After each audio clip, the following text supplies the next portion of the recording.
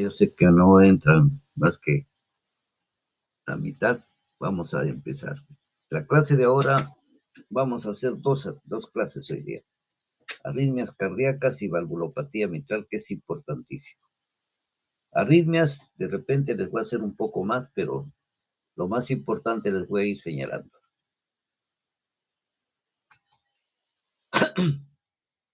Primero vamos a ver qué es una arritmia cardíaca. Ya saben, si hablamos de arritmia, es una alteración del ritmo cardíaco, ¿no? Ustedes saben que los latidos es uno tras otro, son consecuencia de impulsos eléctricos, ¿no? que se producen entre las aurículas y los ventrículos. La contracción adecuada de ventrículos y aurículas nos va a dar un ritmo cardíaco, nos va a dar los latidos, que son de forma sincrónica y en forma rítmica. Cuando se pierde este ritmo, ya decimos que estamos en arritmia, ¿no? Entonces, no se olviden que la frecuencia cardíaca oscila entre 50 y 100, ¿no? Puede ser cualquiera de las cantidades estas, entre 50 y 100, y dependiendo del estado del paciente. Si un paciente está en reposo, pues su frecuencia es mayor, es menor. Si estando en reposo la frecuencia es alta, quiere decir que ya hay patología cardíaca.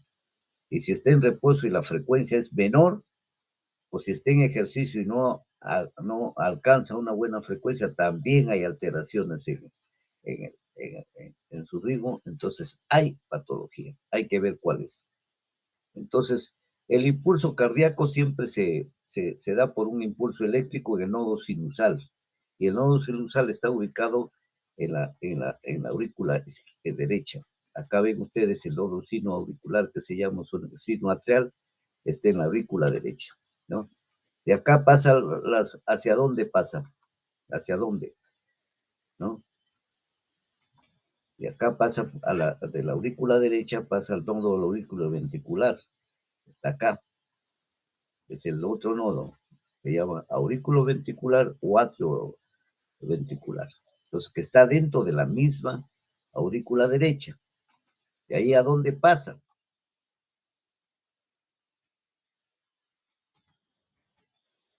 ¿No?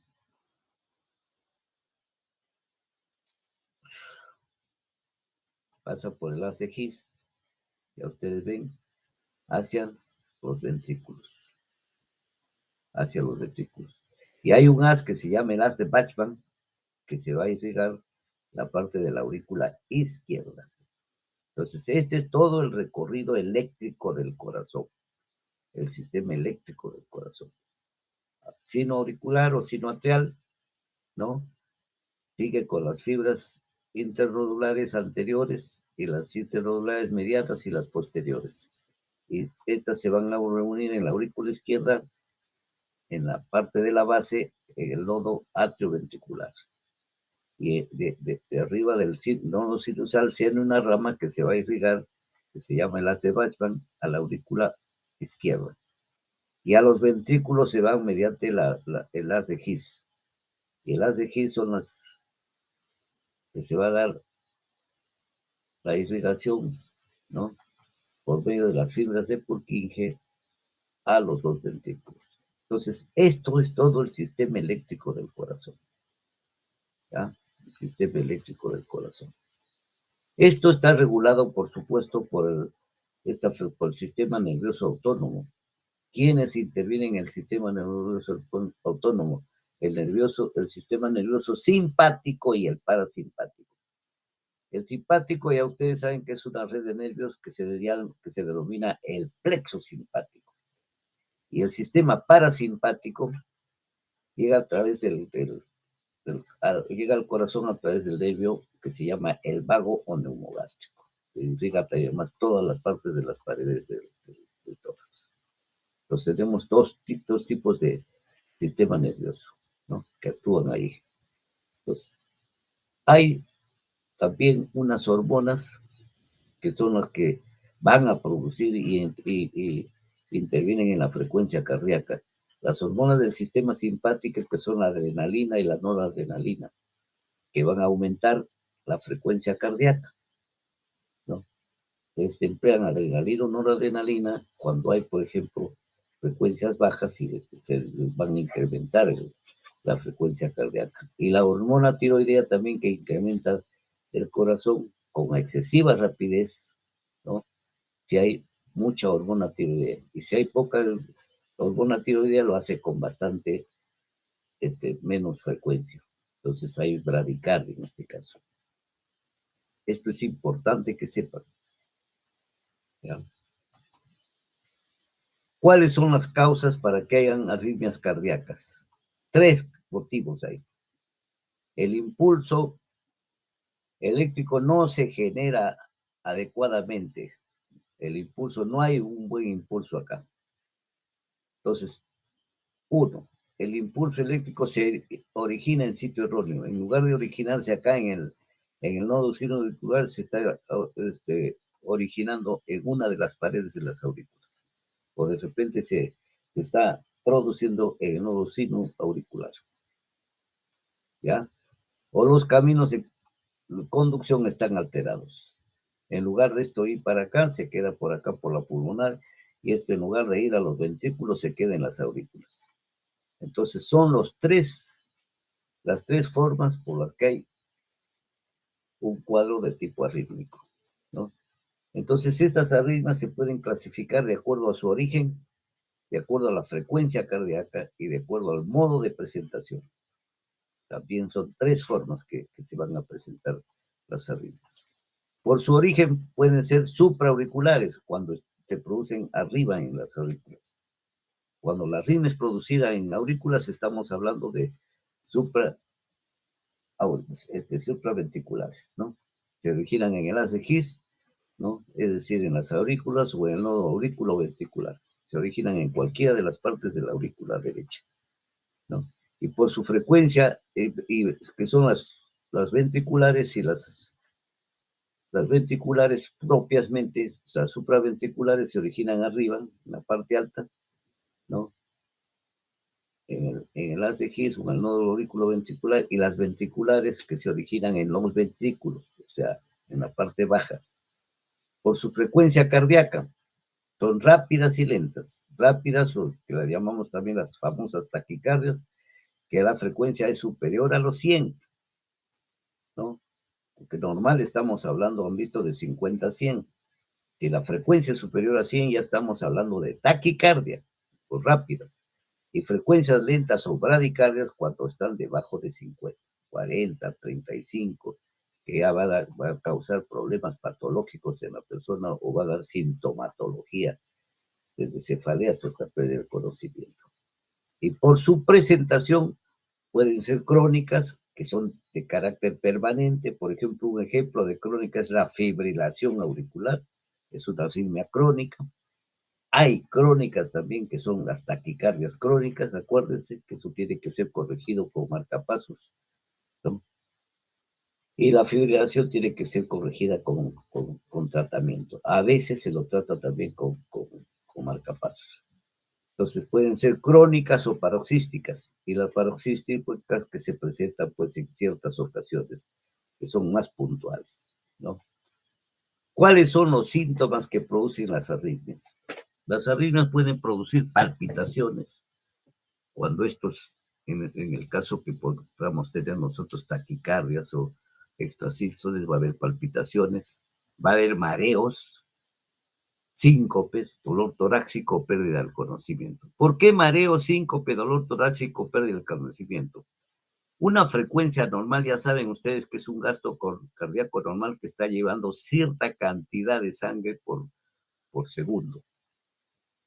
Si ustedes recortan esa cantidad de sangre con una frecuencia alta o una frecuencia baja, el volumen de sangre hacia el organismo disminuye.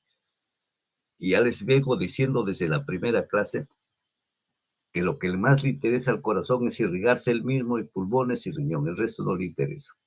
Entonces, en una taquicardia, el gasto cardíaco es bajísimo, no llega al cerebro. Por eso es que hay mareo, por más que hay palpitaciones para tratar de compensar, va a haber mareo y va a llevar a la crisis sincopal.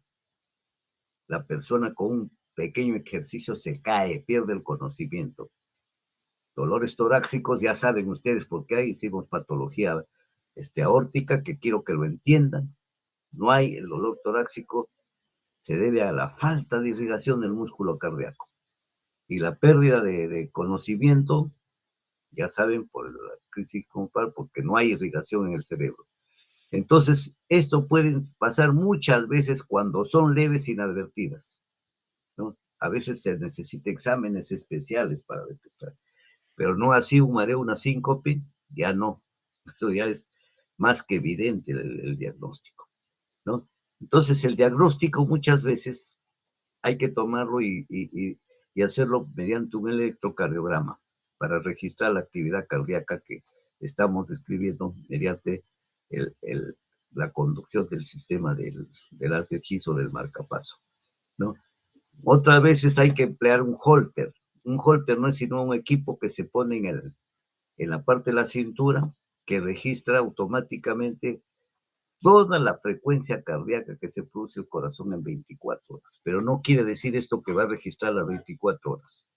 Entonces el holter se programa mediante una computadora, ¿no? Este aparato es con una batería y un equipo de inteligencia que va a grabar. Ustedes saben que ahora hay esos chips para grabar. Entonces, se lo graba, se lo pone en 24 horas, pero se lo pone para que funcione cada 15 minutos de cada hora. O se le pone que funcione cada 30 minutos por 10 minutos. Y eso lo va a grabar, ¿no? Entonces esto después lo vemos en la computadora y podemos registrarlo en la pantalla o podemos registrarlo en hojas impresas, ¿no? Quiero decirte que este holter puede ser externo o puede haber holter implantables también, que son permanentes, que se colocan debajo de la piel.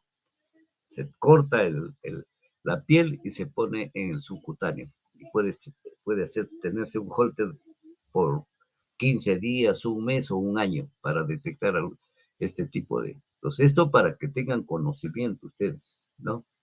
Entonces acá el holter se pone para que grabe cada hora 10 minutos, 5 minutos y vamos, o si no, este holter también puede hacer una transmisión mediante radio y podemos ir captando nosotros en nuestras computadoras cómo está comportándose, por ejemplo, cada mes, si el holter lo van a poner por un año, ¿no? Esto cuando hay pues arritmias graves que no son detectadas por métodos comunes, ¿no? Entonces, esto es importante, pero la mayoría de arritmias es a veces, la mayoría, detectada mediante una prueba de esfuerzo. La prueba de esfuerzo no es sino ponerlo a un paciente en una bicicleta o una faja para que camine, le ponemos su holter y vamos nosotros ahí grabando y vamos a detectar cualquier arritmia que haya en el paciente, ¿no? Cuando no se detecta esto, o cuando ya se nos hace difícil o detectamos alto y queremos saber específicamente a qué se debe, dónde está dado el, dónde está dado el daño, a nivel de qué parte del aurículo o parte del ventrículo, entonces se hace un estudio de electrofisiología. Esto es bastante nuevo, no lleva ni 15 años. Finalmente se hace un estudio electrofisiológico, ¿no? Que se introduce catéteres por medio de las arterias hacia el corazón, ¿no? O por las venas femorales, y se va a registrar la actividad eléctrica y se ubica la arritmia. Mediante estos cables se ubica y en el punto de la arritmia se hace una electrofulguración. Entonces se corrige la arritmia. Por ejemplo, hay taquicardias que son difíciles y al paciente lo molestan mucho o extrasístoles frecuentes. Entonces se hace el estudio electrofisiológico, es tratamiento, es estudio y tratamiento. Y el equipo que se usa es el polifisiógrafo. El problema está acá que cada cable se usa para un estudio y está alrededor de $2,000, $3,000, ¿no? Entonces son estudios caros todavía que ustedes comúnmente no van a estar en todos los hospitales. Son contados los hospitales que tienen un polifisiógrafo para este estudio. Pero para que sepan esto, que es un estudio que se hace de arritmias y para tratamiento de arritmias también. Así como hay taquicardias, nosotros también tenemos variarritmias, que es la frecuencia cardíaca menor a lo habitual. Ya les decía, menor de 40, menor de 50, ya estamos en bradiarritmia, ¿no? No se asusten que al paciente, ustedes por eso le hacen historia clínica. Si un paciente tiene 45, 48, 50, no se asuste. Lo que hay que preguntarle es si el paciente hace deporte. Si un paciente hace deporte, no necesito más que el paciente decirle que su frecuencia es normal 48, 50. No se asuste. La mayoría de gente hacen deporte, hacen bicicleta, hacen carrera, ahora está en uso mucho hacer ejercicio. Entonces, solo los que no hacen ejercicio tienen frecuencias en estadio de reposo, frecuencias altas, que son normales, 60, 70, 80. Pero la gente que hace ejercicio mientras duerme normalmente va a tener menos 50. Por ahí va a haber un paciente que les toque a ustedes y les toquen frecuencia 50, 48 de 32 años, se asustan. Doctor, está con bradicardia. A más de un médico lo ha sorprendido esto. A mí me han llamado varias veces para riesgos quirúrgicos dentro del hospital. Algunos de mis cardiólogos mal informados por ahí, porque hay también así cardiólogos mal informados, que no todos tienen entrenamiento en Ricardo Palma, a veces hay de otras universidades. Entonces le cuentan 48, 46, marcapaso. Entonces lo llaman a uno. Baile, lo primero que ustedes que hacer la historia. Señor, ¿en qué trabaja usted? Soy cargador de fruta, soy cargador de papa. Usted sabe lo que significa cargar 50, 80, 100 kilos. No lo haríamos muchos de nosotros. Todo suficiente. Van ustedes, le dicen normal. No necesitan mayor examen. Solo con una pregunta. Y esto sucede a cada rato, ya lo van a ver en los hospitales. Les parece broma, pero es cierto, ¿no? Entonces, estas arritmias pueden ser asintomáticas, la mayoría. Es gente que hace deporte. Y sintomáticos, cuando hay mareos, puede llegar incluso a pérdida del conocimiento, porque así como en la taquicardia no hay buena irrigación, en la bradicardia pues menos. Un paciente normal que necesita una frecuencia, estamos hablando de un paciente normal que su frecuencia debe ser 60. Si tiene 40, ya no hay buena irrigación. Entonces, ese paciente, y peor si es de edad, el abuelito de cualquiera de ustedes, el, el señor Cuadros no quiere ir a comprar pan, lo manda al abuelito. Anda a comprar pan, que me voy a la universidad temprano. Se va corriendo el abuelito y no regresa, se cayó en la calle, porque tiene una arritmia de tipo bloqueo auriculoventricular. Está con frecuencia 40, no le detectó él porque ya les dije desde el primer día que pongan siquiera los deditos en las regiones donde se debe hacer exámenes del pulso, acostúmbrense a tomar pulso, solo con pulso están detectando ya, están diagnosticando un bloqueo auriculoventricular completo. No esperen que los abuelitos o los papás tengan síndrome de Stockhausen, que es la pérdida de conocimiento o crisis sincopal por baja frecuencia. Este tipo de pacientes con bradiarritmias marcadas requieren el uso de marcapasos. Los marcapasos son equipos que van debajo de la piel y con dos cables o un cable, puede haber un unilateral o bipolar que se llama. El cable por lo general va al ventrículo derecho y otro a la aurícula derecha. Y algunos solo al ventrículo derecho. Se pone por la vena y el cable, el equipito se esconde debajo de piel. Ahora ya no necesitamos, hay equipos chiquitos del tamaño de una chapa de gaseosa que van, ni se nota. Los equipos normales eran un poco más grandes, pero los de chapa gaseosa son muy chiquitos. Incluso hay unos implantables ahora que lo hacen hasta ya no necesitan ningún corte debajo de piel, nada, lo hacen todo, ingresa por la vena, ¿no? Y ahí queda, ¿no? Esto se ha sofisticado demasiado, pero también depende de los costos. ¿Cuáles son los tipos de bradiarritmias? Entonces tenemos bradiarritmia, la que estamos hablando, que es la bradiarritmia sinusal. Si es sinusal, ustedes ya pueden detectar, el paciente es joven, deportista, hace bicicleta, hace pesas, eso es una bradiarritmia sinusal. ¿Pero por qué sinusal? Porque en el marcapaso van a encontrar ustedes bradicardia, pero van a encontrar la presencia de la onda P, entonces sinusal, ¿no?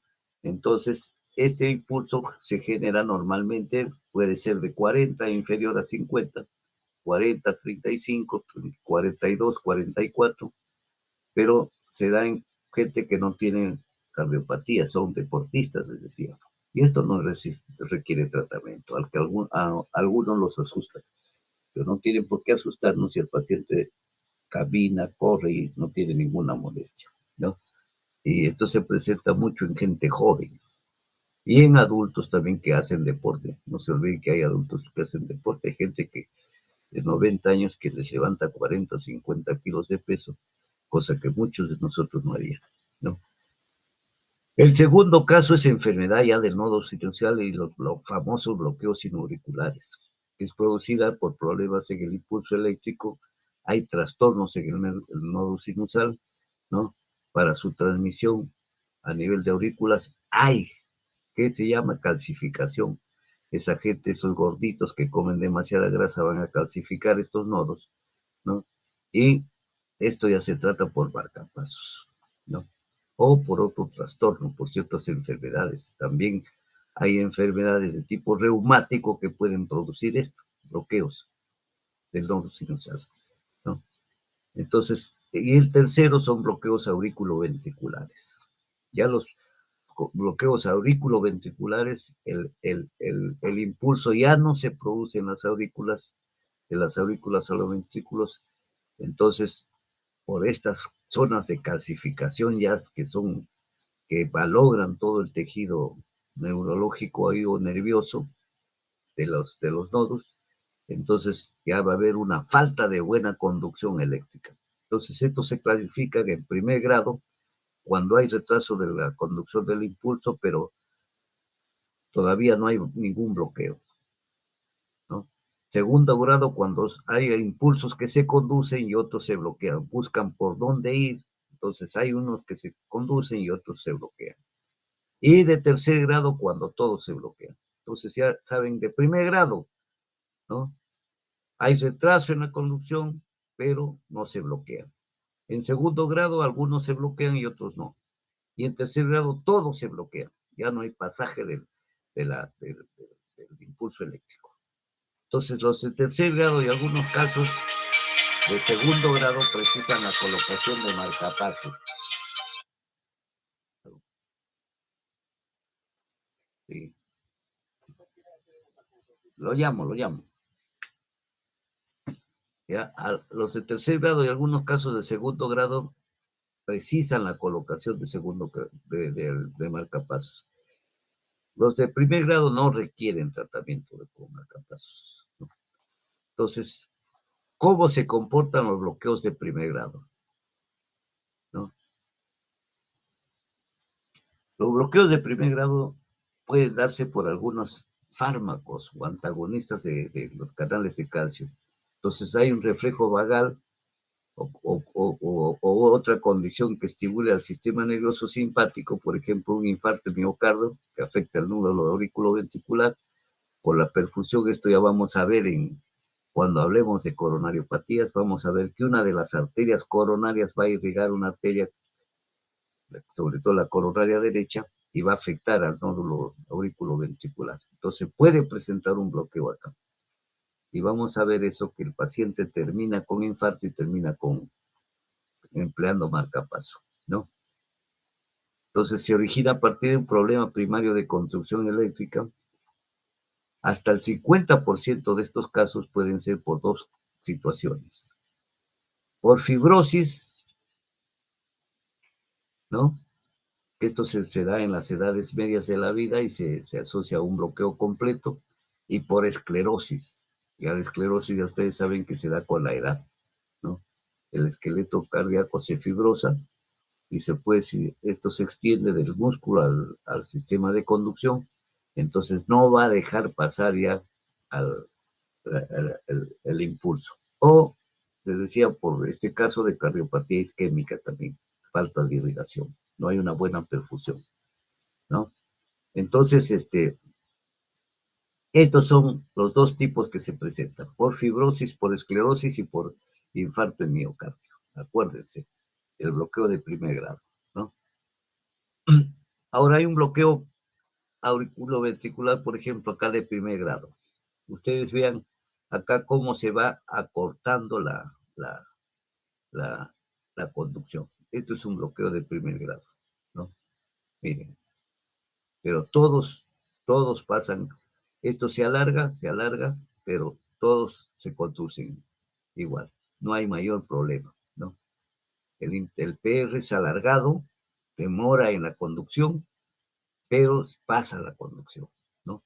Esto se puede producir también en algunos niños, ¿no?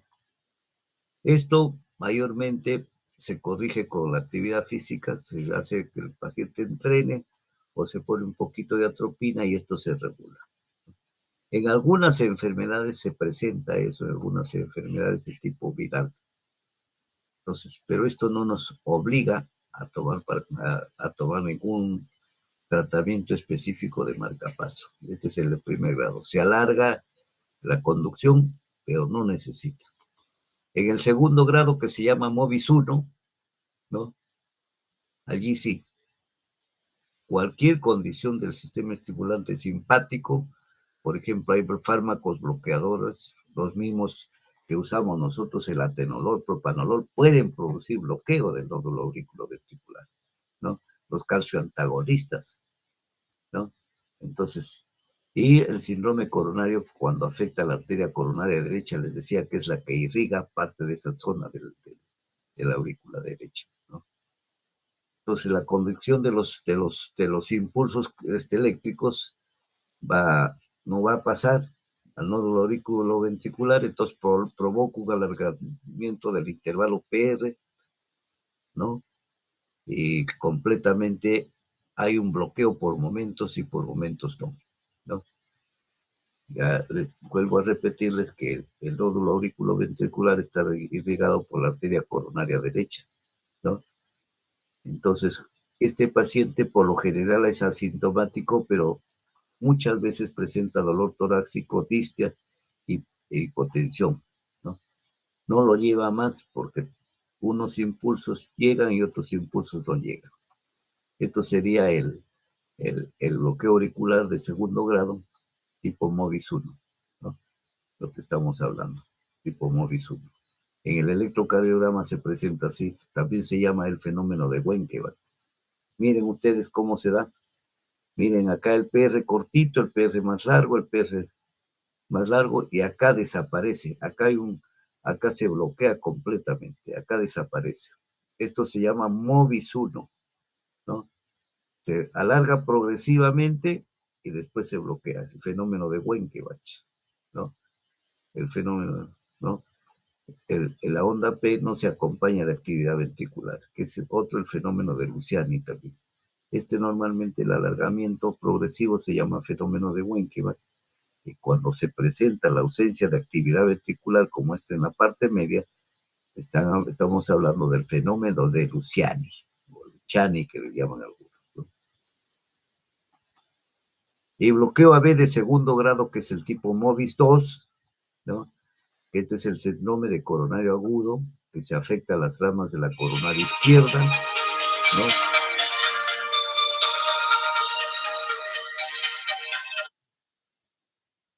Se afecta a las ramas de la coronaria izquierda. La fisiopatología, la zona de donde se produce el bloqueo es generalmente la región auriculoventricular e infranodal. Entonces, este tipo de pacientes van a tener debilidad, fatiga, astenia, adidamia, mareos, van a tener síndromes presincopales, muchas veces si llegan a las 5, cuando hay mucho esfuerzo. Ustedes saben, si ustedes tienen poca sangre y están exigiéndole al paciente que haga ejercicio, llega a la crisis de Stockholm. La crisis de Stockholm es la pérdida del conocimiento. Acuérdense, cuando les hablan de Stockholm es pérdida del conocimiento por falta de irrigación, debido a una frecuencia baja, no llega sangre al cerebro, ¿no? Y cuando hay insuficiencia cardíaca es peor. La insuficiencia cardíaca, les había dicho desde la primera clase, que significa que hay disminución del gasto cardíaco, entonces ya además si habría un bloqueo, pues, ¿no? Si la frecuencia es baja, ya de hablar, ¿no? Entonces, esto se agrava con el esfuerzo. Vamos a ver cómo se presenta el MOVIS 2 en las figuras. En el electrocardiograma se va a ver así el MOVIS 2, ¿ya? La falta de un QRS, que lo están viendo acá, ¿no? no hay alargamiento en PR, sino falta de un QRS, ¿ya? Este se llamaría el MOVIS 2. Acuérdense.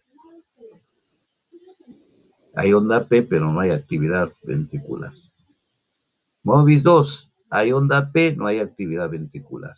Punto. Y el tercer grado, que ya es el síndrome coronario agudo, que afecta a la arteria, ¿no? Entonces, puede presentarse porque acá hay trastornos de la arteria descendente anterior izquierda, ¿no? Entonces, no se irriga la rama del septum interventricular, ¿no? También puede ser producido este tercer grado por la enfermedad de Chagas. ¿Saben qué es la enfermedad de Chagas, no? La enfermedad de Chagas es una enfermedad que afecta al corazón, que es producida por un mosquito. Esta enfermedad de Chagas hay desde la zona de Arequipa para adentro, cuídense, ¿no? En los que viajan a Argentina, la enfermedad de Chagas es endémica. ¿Qué produce esto? Bloqueo completo del corazón y en el corazón se va a producir un agrandamiento del músculo cardíaco. O sea, presenta el corazón que le llaman corazón de toro, ¿no? Va a haber nódulos reumatoides, va a haber tumores, estenosis aórtica calcificada, ¿no? Va a haber, también es producido por amiloidosis, sarcoidosis. Entonces, la enfermedad de Chagas es una enfermedad que hay que tener cuidado. Esto va a producir bloqueo auriculoventricular de tercer grado y el corazón está crecidísimo. Va a haber lupus eritematoso sistémico, vasculitis, todas estas enfermedades van a producir también un bloqueo de tercer grado. En estenosis, cuando la estenosis es mitral, ya vamos a ver, y yo les decía que cuando hay cercanía, por la cercanía que hay anatómica de la válvula aórtica con la válvula mitral, si se calcifica uno y la calcificación es extensa, puede comprometer a la otra válvula, ¿no? Entonces se produce también el aparato, o el sistema de conducción pasa entre las dos válvulas. Entonces, al haber calcificación de este espacio, va a haber bloqueo de tercer grado, ¿no? En la amiloidosis, la sarcoidosis, el lupus y la vasculitis igual, ¿no? Entonces, acá que va a haber una disociación auriculoventricular completa del sistema de conducción, ¿no? Entonces afecta a las de His, al infranodal, al supranodal, ¿no? Y las manifestaciones, ¿cuáles son? Las crisis sincopales, la angina por falta de irrigación, la insuficiencia cardíaca congestiva, ¿no? Y a nivel del cuello vamos a ver la onda A en el pulso yugular, ¿no? Esta parte en realidad se ve más cuando se hace un estudio en pantalla, ¿no? Pocos. Y el otro bloqueo, este bloqueo sería el de tercer grado. Miren ustedes cómo se presenta el bloqueo de tercer grado. Y cuando hay el síndrome de Stokes de desmayo, ¿no? Miren cómo es ondas P, acá cortitas, acá se alargan y acá no hay QRS, ¿no? Miren ustedes cómo se va presentando, ¿no? Acá desaparece, ¿no? Entonces, cuando hay PRs ya demasiado largos, ustedes ven en el marcapaso, ya estamos diciendo que hay un bloqueo auriculoventricular completo, ¿no? Ondas P que aparecen antes, durante o después del QRS. Ya estamos nosotros, lo que se llaman ondas P aberrantes, ¿no? Es un bloqueo auriculoventricular de tercer grado, síndrome de Stokes. Ya saben lo que es Stokes, pérdida de conocimiento. Después es importante también que sepan ustedes que existen taquiarritmias supraventriculares. La frecuencia cardíaca más de 100 latidos por minuto se producen por encima de los ventrículos, en las aurículas, lo que decíamos antes, son aberrantes, ¿no? Están encima, ¿no? Por encima incluso de las de His, ¿no? ¿Qué tipos de taquiarritmias supraventriculares conocemos? La arritmia sinusal respiratoria. Esto se da en gente joven, en niños, ¿no? es origen fisiológico, casi esto no requiere tratamiento. Esto a veces el joven empieza a respirar profundamente o agitadamente cuando corre y se van a presentar estos tipos de arritmias. Pero le tomamos el electro y van a ver ustedes la presencia de onda P. Miren la onda P antes del QRS, entonces le llamamos una taquicardia de tipo sinusal, ¿no? O se le llama arritmia respiratoria. El ritmo cardíaco es normal, pero la frecuencia es mayor. Esto es fisiológico, ¿no? Fisiológico. También se puede presentar en la anemia. Entonces, en la anemia, por falta de oxígeno, el paciente empieza a respirar más rápido, empieza a tener frecuencia más rápida para compensar su bajo gasto oxigenativo, su bajo gasto cardíaco, porque con poca hemoglobina, poco oxígeno, empieza a latir el corazón más. Aparece también en los pacientes que toman mucho alcohol, en los pacientes que tienen insuficiencia cardíaca por bajo gasto o en los pacientes fumadores, ¿no? Esto por lo general, si es en anemia o si es el fumador, tiene que dejar de fumar y en la anemia hay que reponer la cantidad de sangre que requiere el paciente, ¿no? Acá ven ustedes las imágenes, por ejemplo, ¿no? De un QRS, la activación de la onda P, ¿quién da? La activación de la aurícula. El complejo QRS, ¿quién? La activación de los ventrículos, para que se acuerden. Esta es la parte eléctrica. Y la onda T es la onda de recuperación, ¿no? Se está recuperando los ventrículos. Entonces, son latidos cardíacos normales, latidos rápidos, latidos cardíacos lentos y latidos cardíacos irregulares, ¿no? Hay contracciones aurículas o extrasístoles auriculares también, que son ruidos anormales o latidos anormales, ¿no? Se genera un impulso adelantando al sinusal, que es en otra zona de las aurículas, no en las aurículas mismas, ¿no? Esto se puede presentar en personas sanas o a veces se presenta en personas que hacen infarto de miocardio e insuficiencia cardíaca o cuando hay enfermedad pulmonar, por ejemplo en el EPOC, ¿no? ¿Cuáles son los factores desencadenantes? Puede ser un factor emocional, ¿no? Un factor de estrés, una fatiga o malestar general. Presentan este tipo de extrasístoles auriculares. En casos ya muy raros, las extrasístoles pueden ser provocadas por enfermedades cardíacas, ¿no? Por ejemplo, la anemia puede dar extrasístoles, el hipertiroidismo puede dar extrasístoles, el hipotiroidismo, deficiencia de sales minerales, hernias, reflujo gastroesofágico, ¿no? Acá ven ustedes, ¿no?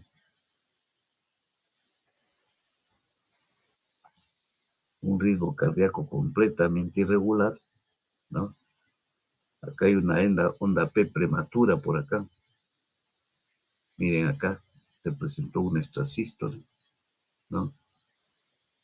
Un alargamiento del QRS. Pues acá se presenta el extrasístole.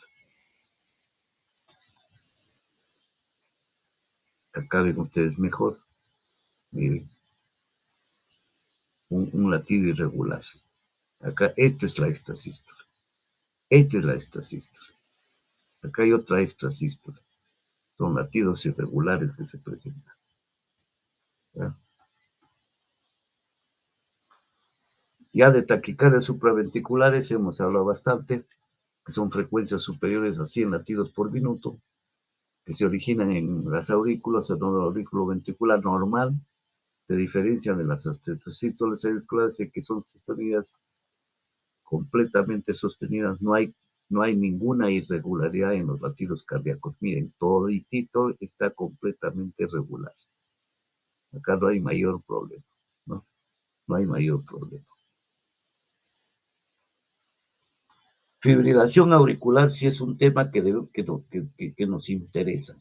La fibrilación auricular se da por causas cardíacas, por ejemplo, las valvulopatías mitrales, que hoy día vamos a hablar, la cardiopatía, la cardiomiopatía isquémica, la cardiomiopatía congestiva, ¿no?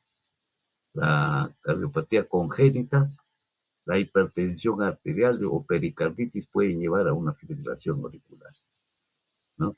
Y causas no cardíacas, que pueden ser temporales, hipoxemia, embolia pulmonar, obesidad, hipertiroidismo, intoxicación alcohólica aguda, también puede llevar a fibrilación auricular. ¿Qué es la fibrilación auricular?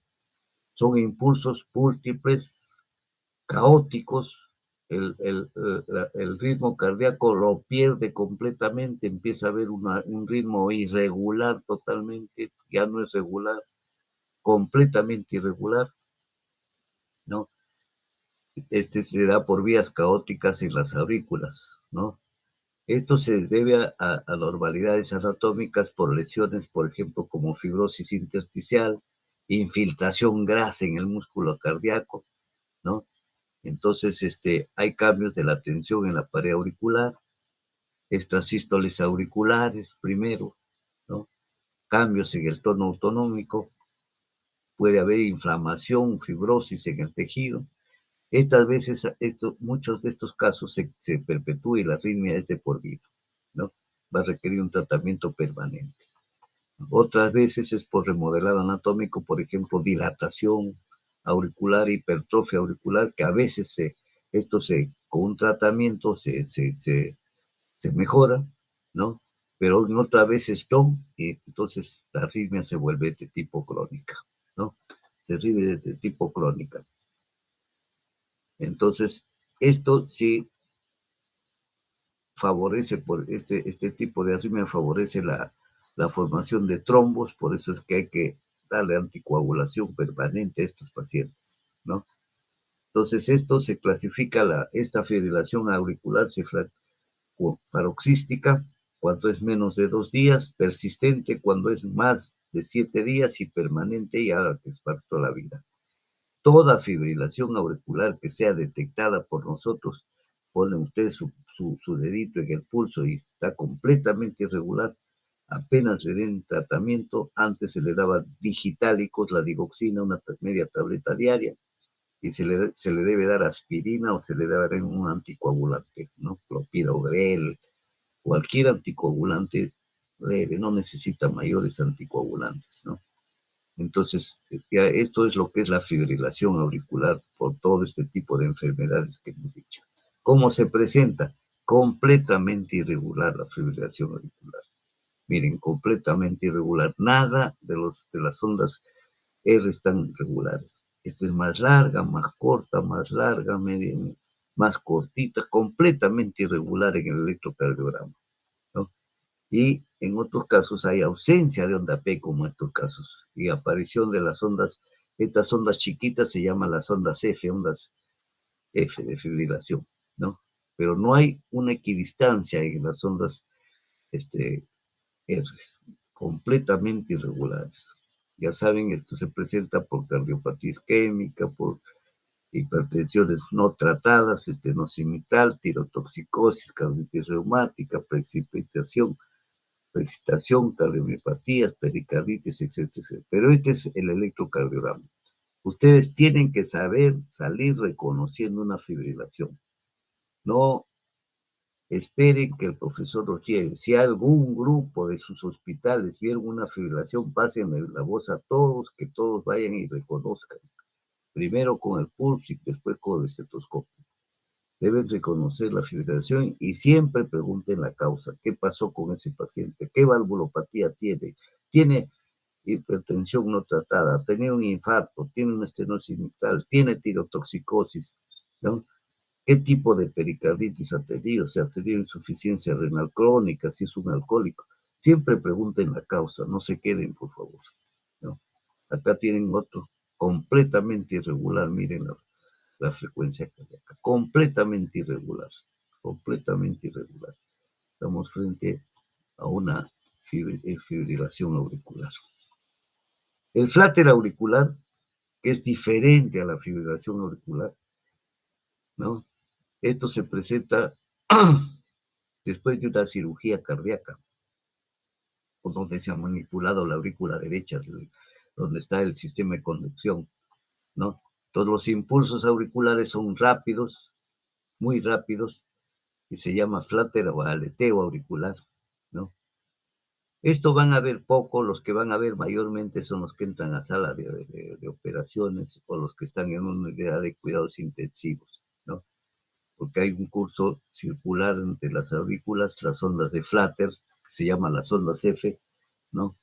Este es un tipo de taquicardia ventricular patológica, después de la fibrilación auricular, es la más frecuente y se debe a un circuito de reentrada alrededor de la válvula tricúspide, o alrededor del que se llama el istmo cabo tricuspidio de la aurícula derecha, ¿no? Entonces, los pacientes van a referir palpitaciones molestas, ¿no? Molestas, algunas cosas es asintomáticos, pero va a haber dolor precordial, tistia, mareo, síncope, dependiendo de esta patología. No se olviden que el flutter es también completamente irregular, entonces el gasto cardíaco va a estar pedido a menos, ¿no? La frecuencia oscila entre 220 a 350, la frecuencia auricular, y la respuesta ventricular es variable hasta 180 latidos por minuto, ¿no? El ritmo ventricular a veces van a verlo normal, ¿no? No hay onda P, se refieren a ondas auriculares. Las ondas F, acá miren ustedes, es ondas de sierra. El flutter ya es completamente diferente a la fibrilación. Miren, ustedes van a ver así las ondas en tipo sierra. Ven ustedes un electrodo de flutter, no se van a olvidar nunca, es como un serrucho, ¿ya? Son ondas F, ondas de flutter auricular. Sigo igual, miren, ondas de flutter auricular. Estas cuando vean son ondas de flutter auricular. El corazón está como una bolsa de cuyes ahí entonces el gasto cardíaco es bajísimo, el paciente se siente morir acá, miren, qué interesante, miren, como una sierra. Esto no se van a olvidar nunca, estas ondas, ¿no? Nunca se van a olvidar. Bueno, esto lo dejamos, lo vamos a dejar, vamos a pasar de frente a, a, a contracciones ventriculares prematuras o extrasístoles ventriculares, ¿no? Que son también impulsos aislados del ventrículo por focos ectópicos, que es diferente al ritmo habitual que tenemos nosotros, ¿no? Son pausas compensadoras que hay a veces. Esto se presenta en pacientes cardiópatas, a veces se presenta estas extrasístoles ventriculares en corazones normales, ¿no? Son percibidas siempre como un latido cardíaco seguido de un latido más fuerte que golpea el pecho, ¿no? Si no hay sintomatología, en esto no se trata, porque no hay mal pronóstico si no tiene cardiopatía. Si tiene cardiopatía, sí tenemos que nosotros atender la cardiopatía y dar el tratamiento beta bloqueado. Acá tienen ustedes, en el electro así se presentan las imágenes de estas sístoles. Son de tremendas estas sístoles AB, ¿no? Las sístoles ventriculares. Miren.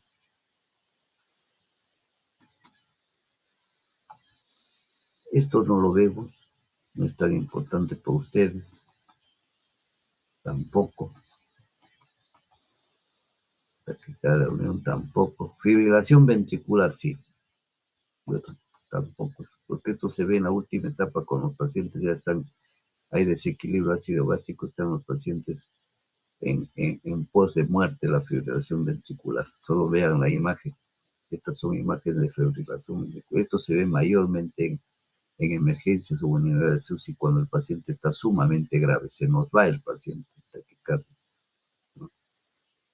Esto casi no lo van a ver, esta fibrilación ventricular en un paciente normal. Las extrasístoles sí. Cuando hablamos de extrasístoles son latidos prematuros que se anticipan a un latido normal, ¿no? Pueden tener origen auricular o ventricular. La población en general tiene muchas veces extrasístoles. Una de cada dos personas, como dice acá, tienen extrasístoles en algún momento de su vida, ¿no? Cuando dos o tres se suceden una a otra, se denomina taquicardia auricular o ventricular, ¿no? Estas no tienen mayor importancia cuando son frecuentes, pero si deterioran el corazón, y empiezan a dar sintomatología como insuficiencia cardíaca, sí ya nos tiene que interesar porque el paciente se empieza a quejar que presenta disnea, que presenta precordialgia frecuente. Ahí sí nos tiene que interesar las extrasístoles, ¿no? Cuando hay enfermedad cardíaca, ahí nos interesan las extrasístoles, ¿no? Pero en corazones sanos, en pacientes que no tienen mayor problema, no es necesario ahondar, ¿no? Pacientes que tienen extrasístoles, que son consumidores excesivos de tabaco, de alcohol, de café, de té y otros excitantes, sí hay que corregir estos desórdenes. Personas que tienen mucho estrés, también, ¿no? Hay que ponerlo bajo los ojos de la medicina, pero si no, no. Los pacientes, por lo general, se le da antiarrítmicos y cede muchas veces, pero en pacientes alcohólicos, en pacientes con exceso de tabaco u otros excitantes como las drogas, sí hay que quitarle esto, ¿no? Lo que se usa más para el tratamiento son los productos quinidíricos, la flecainida, la propafenona y algunos beta bloqueadores, ¿no? Amiodarona, verapamilo, ¿no? Esto es lo que se da en nuestros pacientes con extrasístoles. ¿Cómo se clasifican las extrasístoles? Acá ven ustedes una extrasístole, acá ven otra extrasístole, y esto así son las imágenes de las extrasístoles, ¿no? Entonces, según el origen se clasifican según su sitio, su lugar de origen, en supraventriculares y en ventriculares. Supraventriculares se originan, pues, ya les decíamos antes, a nivel superior, ¿no? En el haz de His se bifurca, ahí se produce las supraventriculares. Entonces pueden ser las supraventriculares, pueden ser auriculares, pueden ser nodales o gisianas, también dentro del mismo haz de His, ¿no?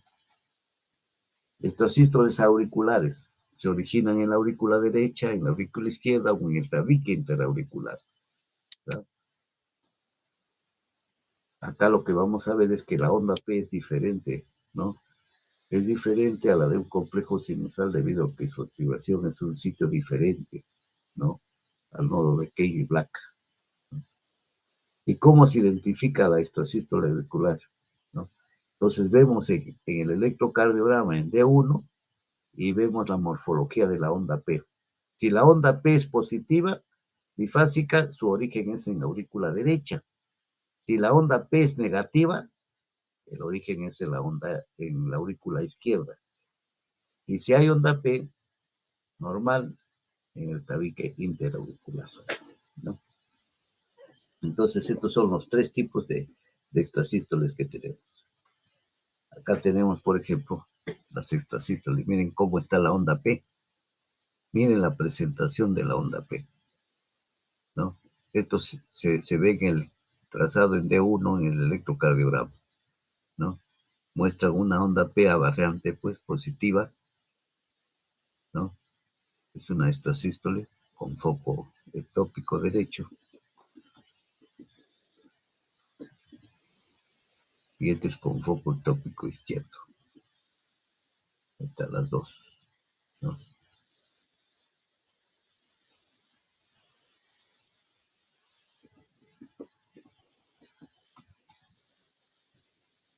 Y hay también extrasístoles nodales, ¿no? Que se identifican por ondas P prematuras y negativas en D2, en el trazado D2, D3 y ABF. Y están seguidas a veces de complejos QRS normales, ¿no? Acá van a ver ustedes, miren ustedes acá, una onda P prematura, ¿no? Acá se pierde el complejo QRS.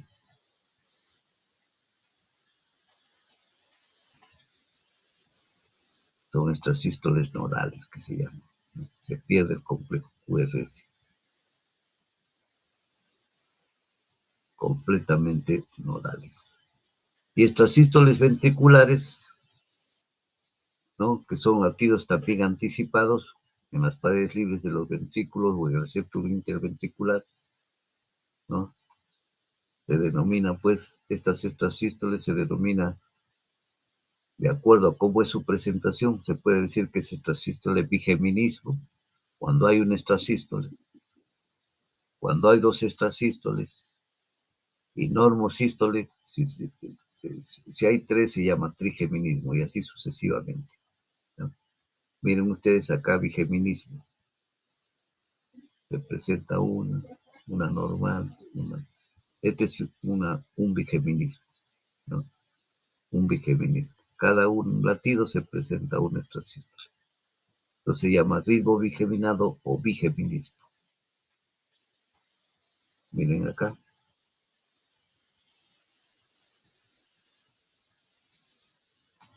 Trazados múltiples.